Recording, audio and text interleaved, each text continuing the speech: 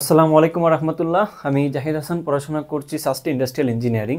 তোমরা দেখতে পাচ্ছ যে ডেইলি ক্যাম্পাস অলরেডি একটা নিউজ করছে যে সাস্ট গুচ্ছ থেকে বের হওয়ার অফিসিয়াল যে ডিক্লারেশন সেটা দিয়ে দিছে। এখন গতকালকে পর্যন্ত বিভিন্ন ধরনের ভালো ভালো ওয়েবসাইট কিন্তু যারা অথেন্টিক নিউজ দেয় তারা কিন্তু বলছে যে সাস্ট এইবার বের হবে না, সামনের বার থেকে বের হবে। বাট আজকেই নিউজটা চেঞ্জ হয়ে গেল। মানে কি একটা দেশে আমরা আসলে বাস করি, এটা আসলে কি বলবো, কারো আসলে কিছু যায় আসে না। এই সিস্টেমটা হচ্ছে এমন একটা সিস্টেম, হ্যাঁ, ফাকিং সিস্টেম যেটাকে বলে, এই সিস্টেমে আসলে কারো কিছু যায় আসে না। স্টুডেন্টদের কথা আসলে এখানে কারো টেনশনের কোনো বিষয় না। এটা তাদের হচ্ছে হঠাৎ করে যেটা মনে হবে ঠিক তেমন করে সিস্টেমের চেঞ্জ নিয়ে আসবে। এখন সিস্টেমের যারা ভুক্তভোগী বা সিস্টেমের আন্ডারে যারা আছে, তাই না, তাদের কি হবে, তাদের আদৌ তাদের সাথে জাস্টিস হবে কি না, এটা আসলে তারা ভাবেন না। তো যাই হোক, শুরু থেকে আমাকে তোমরা ফলো করে আসতেছিলে, আমি বারবারই বলছিলাম যে ভার্সিটি ইউনিটির প্রিপারেশন নাও। কারণ দেখো, সাস্ট শুধু একটা ইউনিভার্সিটি বা জগন্নাথ ইউনিভার্সিটি, দুই তিনটা ইউনিভার্সিটি হচ্ছে বের হবে, কিন্তু বাকি ইউনিভার্সিটিগুলো কিন্তু জিএসটিতে থাকবে। যেহেতু জিএসটি পদ্ধতিটা ভাঙতেছে না, তো শুধুমাত্র একটা অনিশ্চিত ভবিষ্যতের জন্য বসে থেকে তোমরা অন্যান্য ভার্সিটির প্রিপারেশন নষ্ট করবা, এটা আমি আসলে শুরু থেকে চাইনি। আমি চাচ্ছিলাম যে তোমরা যারা সেকেন্ড টাইমার ছিলা এবং যারা একটা সিট চাচ্ছ পাবলিক ইউনিভার্সিটিতে, প্রিপারেশন অতটাও ভালো না, তারা তো নিশ্চয়ই জিএসটিকে ফোকাস করে। তো জিএসটির ওই ভার্সিটি ইউনিটের ফোকাস রেখে যদি শুধুমাত্র সাস্ট বলে প্রিপারেশনের একটা তোমার প্রবলেম নিয়ে আসো, যদি সুন্দর মতো প্রিপারেশন না হয় তাহলে কিন্তু বিরাট একটা প্রবলেমে পড়ে যেতে পারো। এই জন্য আমি বলছি। তো যাই হোক, এখন তোমরা আমাকে অনেকেই মেসেজ করতেছো অনেকক্ষণ ধরে যে ভাই একটা কোর্স তাড়াতাড়ি নামান, তাড়াতাড়ি হচ্ছে ক্লাস শুরু করে দেন, আমরা হচ্ছে আপনাদের কোর্স যেটা চালাবেন ওইটাতে ভর্তি হব।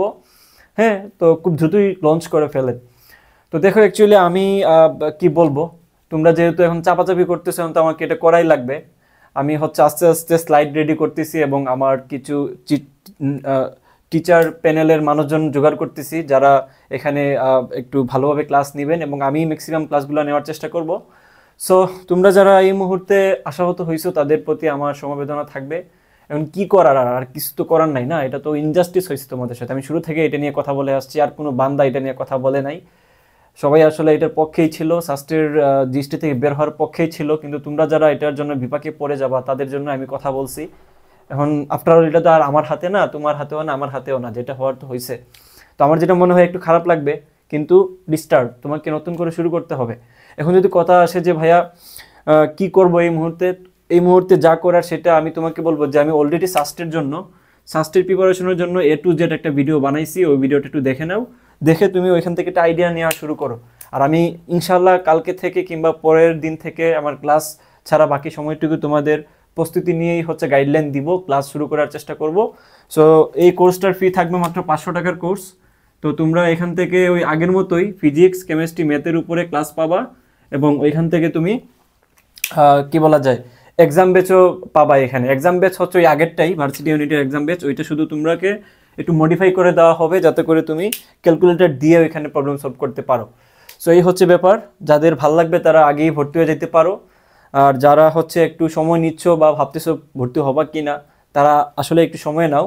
আমি বলতেছি না যে দ্রুতই কিছু একটা করে ফেলো, একটু সময় নাও। আর যারা অলরেডি আমার কোর্সে ভর্তি আসো যে ভার্সিটি সুপার 100, তাদের জন্য আমি শুরু থেকেই বলছি যে তোমাদের জন্য মানে এত টাকা আসলে লাগবে না, তোমরা 100 টাকা করে দিলেই হচ্ছে তোমাদেরকে ওই কোর্সে নেওয়া হবে।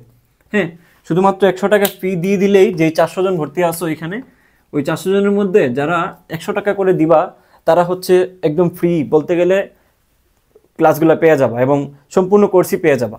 হ্যাঁ, সো এই হচ্ছে বিষয়। তো আশাহত হয়েও না ভাইয়েরা আমার, ভাই বোন যারাই দেখতেছো, যেটা কপালে আছে সেটাই হবে। আসলে এখানে আসলে কিছু করার নেই, ভাগ্যের একটা ব্যাপার।